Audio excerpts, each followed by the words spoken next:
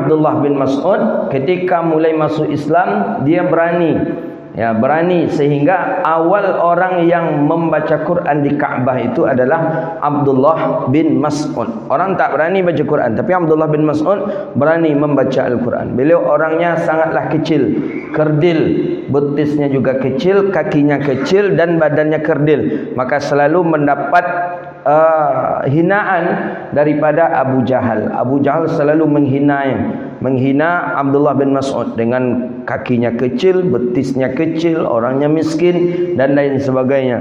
Maka ketika Abdullah bin Mas'ud membaca Al-Quran di dekat Ka'bah, sehingga dihukumlah Abdullah bin Mas'ud, dikeroyoklah Abdullah bin Mas'ud oleh orang-orang kafir Quraisy kota Makkah. Karena dulu itu kalau ingin mengumpulkan orang itu di dekat Ka'bah. Jadi setiap adanya acara, atraksi atau apa namanya, orang kafir Quraisy membuatnya di dekat Ka'bah. Itu orang akan ramai datang. Jadi biasanya atraksi itu ya kadang main-mainan cara Yahudi lah, dengan melakukan perangai-perangai Yahudi yang orang kafir yang tak elok, yang tak bagus, dirubahlah oleh Abdullah bin Mas'ud dengan membaca Al-Quran. Dibaca Al-Quran di dekat Ka'bah. Ada yang mengatakan yang dibaca ketika itu surah Ar-Rahman. Dibaca dengan suara yang lantang. Ar-Rahman 'allamal Qur'ana khalaqal insana 'allamahul bayan. Dibaca itu oleh Abdullah bin Mas'ud. Datanglah banyak, ramai. Orang semakin ramai datang. Akhirnya Abdullah bin Mas'ud pun ditangkap dan diseret. Hampir mati, hampir meninggal dunia sahabat Nabi Abdullah bin Mas'ud. Tapi karena badannya kecil, orang pun sayang dan takut juga nanti terlampau menghinakan orang kecil ini, maka akhirnya dipukul saja. Ada yang mengatakan memang sengaja digunting telinga Abdullah bin Mas'ud.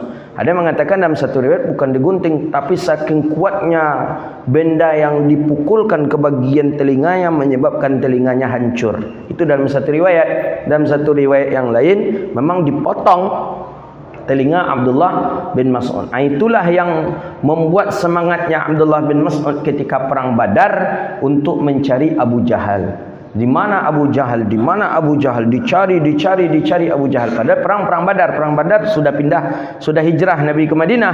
Dicari, dapatlah Abu Jahal. Jadi kata Abdullah bin Mas'ud, aku ingin membunuh Abu Jahal tapi bukan dengan pedang aku, tapi aku ingin membunuh Abu Jahal dengan pedangnya sendiri. Pedangnya sendiri yang membunuhnya Abu Jahal. Itu yang aku inginkan, kata Abdullah bin Mas'ud. Abu Jahal ini sedang santai-santai di khimah. Khimah itu kemah di kita lah, di tenda gitu. Di tenda, sedang santai-santai di tenda seperti itu. Datanglah Abdullah bin Mas'ud kecil. Abdullah bin Mas'ud ni, kalau bahasa kita agak gaulnya smekot lah gitu. Semeter kotor gitu lah. Mungkin ada lebihnya atau kurang. Kecil dia. Jadi anggapan Abu Jahal biasa saja. Engkau mau ngapa masuk ke sini? Tidak ada, saya mau mencari engkau, kata Abdullah bin Mas'ud. Untuk apa? Sa'aktuluk, untuk membunuh engkau.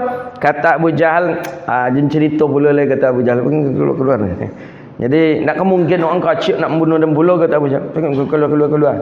Pedang Abu Jahal kau sedang terletak pula di atas meja. Abu Jahal pas sedang terletak pula meja. Memang itu pula Abu Jahal ketika itu tu. Apa lagi pas santai Abu Jahal, ya anak kecil lah dianggap, badannya yang kecil, usianya sudah tua juga, dianggap santai saja oleh Abu Jahal. Santai Abu Jahal. Ketika Abu Jahal santai itu, pedang tadi diambil di Abdullah bin Mas'ud, langsung dipanjat Abdullah bin Mas'ud, meja tadi dilayangkan oleh Abdullah bin Mas'ud, putus kepala Abu Jahal. Jadi Abu Jahal ini membunuhnya anak kecil.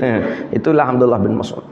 Putus kepala Abu Jahal, dibawa ke Rasulullah sallallahu alaihi wasallam. Kepala tadi itu orang tak tahu, orang karena perang. Abu Jahal ini karena istirahat saja. Memang target Abdullah bin Mas'ud Abu Jahal. Dibawa kepala Abu Jahal ke Rasulullah sallallahu alaihi wasallam. Ya Rasulullah, kata Nabi, tentu kaget Rasulullah. Ini orang paling bagak yang tinggal lagi. Abu Jahal, Abu Lahab itu yang sisa lagi. Kata Rasulullah, lima qatalta, lima antaktuluk. Kenapa engkau bunuh? Kenapa engkau penggal lehernya? Tidak ada deh Rasulullah. Kata Abdullah bin Mas'ud, al-udhunu bil uzuni war-ra'su ziyadah. Telinga dibayar telinga ya Rasulullah. Itu kepala, kepala ini bonusnya katanya. Jadi menanggung kepala tadi, karena di telinga tadi letaknya di kepala, langsung aja lah kepala langsung katanya. Ada nih Abdullah bin Mas'ud yang sempat punya catatan sejarah membunuh orang yang orang yang gagah perkasa, yaitu Abu Jahal. Itulah dia. Maka ketika itu tuh Ikrimah sudah masuk Islam. Ikrimah anak Abu Jahal sudah masuk Islam. Merasa bersalah betul Abdullah bin Mas'ud kepada Ikrimah. Ikrimah sudah masuk Islam. Sudah masuk Islam. Ayahnya ketika ayahnya musyrik, Ikrimah sudah mulai masuk Islam. Karena Ikrimah tertangkap, itu masalahnya. Ikrimah tertangkap, jadi tawanan perang. Tapi Ikrimah melihat selama dia jadi tawanan perang, tidak ada yang ia lihat buruknya akhlak Rasulullah. Jadi Nabi betul-betul akhlaknya, Masya Allah. Masya Allah. Memang diperhatikan oleh Ikrimah. Ikrimah di penjara. Ikrimah tawanan perang. Ditengok lalu lalang Nabi, kan dulu kan penjara tawanan perang tu orang di depan jalan orang lewat, ditengok terus oleh Ikrimah, diperhatikan setiap saat, memperhatikan gerak-gerik Rasulullah, apa yang dilakukan Rasul, membuat hati Ikrimah semakin cinta kepada Islam. Akhirnya Ikrimah pun masuk Islam dan dibebaskanlah Ikrimah. Semenjak itu Ikrimah luar biasa, cintanya ke Rasulullah luar biasa, khidmatnya ke Rasulullah. Apa yang Rasulullah butuhkan langsung hadir oleh Ikrimah. Maka Nabi catat itu, apa kata Nabi SAW ketika Ikrimah sedang duduk-duduk dengan sahabat. Sahabat ni menceritakan buruknya Abu Jahal. Sahabat mengutuk Abu Jahal, padahal Abu Jahal dah meninggal dunia. Apa kata Nabi SAW ketika itu? Kata Rasulullah, la tasubba Aba Jahlin.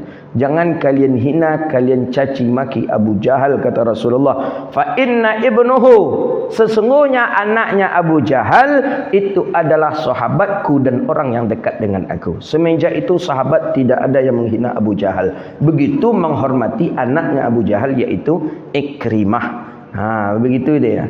Ada sebagian ulama mengatakan maksud hadis itu ketika Nabi masih hidup, tapi Nabi sudah meninggal dunia, boleh kita menghina Abu Jahal katanya. Ada sebagian berpendapat seperti itu.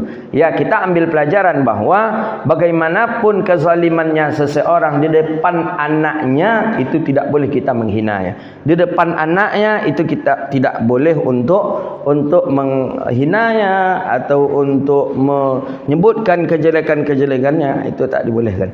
Itu namanya Ikrimah, sahabat Nabi SAW.